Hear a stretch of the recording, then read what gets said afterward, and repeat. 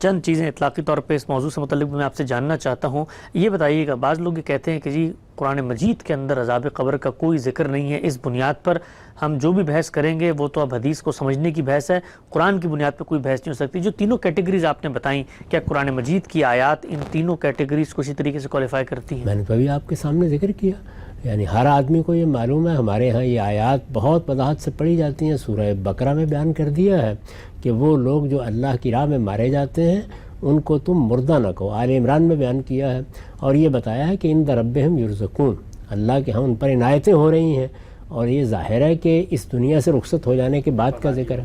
اسی طرح سورہ مومن میں آل فرعون کے بارے میں بتایا ہے کہ ان کو ان کا ٹھکانہ صبح و شام دکھایا جا رہا ہے، اور جب پھر وہ قیامت میں اٹھائے جائیں گے تو الی اشد العذاب بھیج دیے جائیں گے.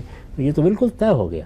یعنی خود قرآن نے بتا دیا کہ ایک کیٹیگری ان لوگوں کی ہے جن کے لیے اللہ کی عنایتیں فوراً بعد شروع ہو جاتی ہیں، اور اسی طریقے سے وہ لوگ بھی ہیں ان کے مقابل میں جنہوں نے یہاں اللہ کے رسولوں کا انکار کیا، جیسے کہ فرعون کی مثال قرآن میں آ گئی.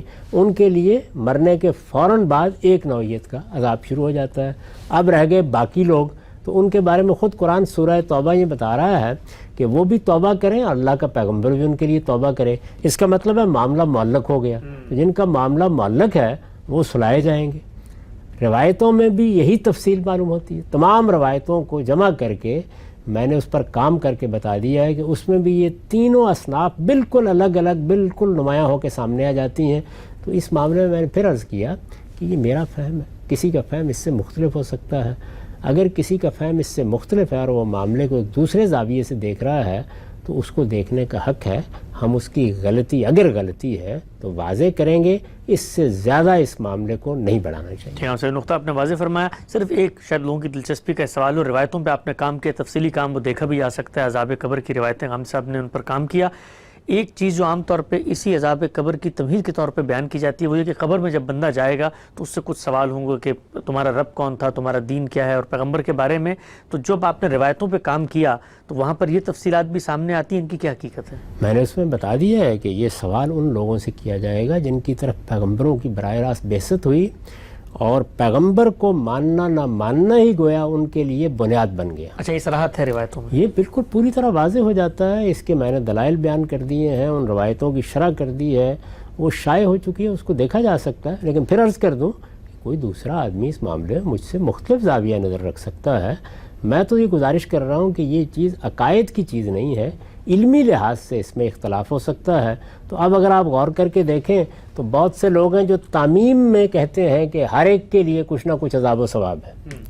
اچھا، اسی طریقے سے میں نے اپنا نقطہ نظر بیان کر دیا کہ نہیں، اس میں تین الگ الگ اصناف ہیں اور تینوں کے ساتھ اللہ تعالیٰ کا معاملہ ایک دوسرے سے مختلف ہے. اور یہ بتا دیا کہ یہ عذاب ان کے لیے ہے جن کے لیے دنیا میں عذاب کا فیصلہ ہو گیا، اور یہ ثواب ان کے لیے ہے جن کے لیے دنیا میں ثواب کا فیصلہ ہو گیا. اور اس کے اصول، اس کے قاعدے خود قرآن مجید نے بیان کر دیے ہیں. اسی طریقے سے کوئی دوسرا شخص اس ساری بات سے اختلاف کر کے ایک تیسری رائے قائم کر لیتا ہے. تو میں صرف یہ گزارش کر رہا ہوں کہ ایسی چیزوں کو باہمی مناظروں کا موضوع بنانا، ان کی بنیاد پر کسی کی تکفیر کرنا، ان کی بنیاد پر کسی کو فاسق قرار دینا، اصل خرابی وہاں پیدا ہوتی ہے. یہ پوری مسلمان امت ہے، یہ رسالت مآب صلی اللہ علیہ وسلم کی امت ہے. اس لیے بار بار یہ توجہ دلائی جا رہی ہے کہ اس امت میں جو لوگ بھی شامل ہیں ان کے لیے ایمانیات وہی ہیں جو اللہ کے پیغمبر نے بیان کر دیں، جو قرآن مجید نے بیان کر دیں. یہ سوال آخر رسالت مآب صلی اللہ علیہ وسلم کے سامنے جبریل نے آ کے رکھا کہ ایمان کیا ہے. کیوں رکھا؟ اسی لیے رکھا تاکہ وہی ایمانیات ہمیشہ رہیں، اس میں ہم اپنی تحقیقات کو اس طریقے سے شامل نہ کریں. تو یہ علمی تحقیقی چیزیں ہیں، ان میں اختلافات بھی ہوتے ہیں، اتفاقات بھی ہوتے ہیں. ان کو کسی خاص مدرسہ فکر کے عقائد بنا کے پیش کرنے کے نتیجے میں آپ ظاہر ہے کہ پھر امت محمد صلی اللہ علیہ وسلم کو 2 یا 3 یا 4 یا 5 حصوں میں بانٹ دیں گے. نہیں، یہ پوری امت محمد الرسول اللہ کی امت ہے. یہ سب لوگ مسلمان ہیں. جو لوگ بھی اپنے آپ کو مسلمان کہتے ہیں، نہ میرا حق ہے نہ آپ کا حق ہے کہ ہم اس کو چیلنج کریں. ہاں، ان کے فہم کی غلطی اگر ہم کسی معاملے میں محسوس کرتے ہیں تو اسے ضرور بیان کریں گے، اس کی تفصیل بھی کریں گے، اور ان کے سامنے اپنا نقطہ نظر دلائل کے ساتھ رکھیں بھی.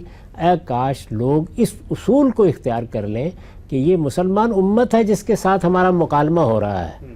جب مکالمہ ہو رہا ہے تو یہ مان کر مکالمہ ہو رہا ہے کہ خدا کے بندو تم اللہ کو مانتے ہو, اللہ کے رسول کو مانتے ہو, تم قرآن کو مانتے ہو, آؤ اس معاملے میں اگر تم سے کوئی غلطی ہو رہی ہے تو ہم اس کی وضاحت کر دیتے ہیں. اور یہ بات کرنے کا حق ہر طبقہ فکر کو حاصل ہے, ہر صاحب علم کو حاصل ہے.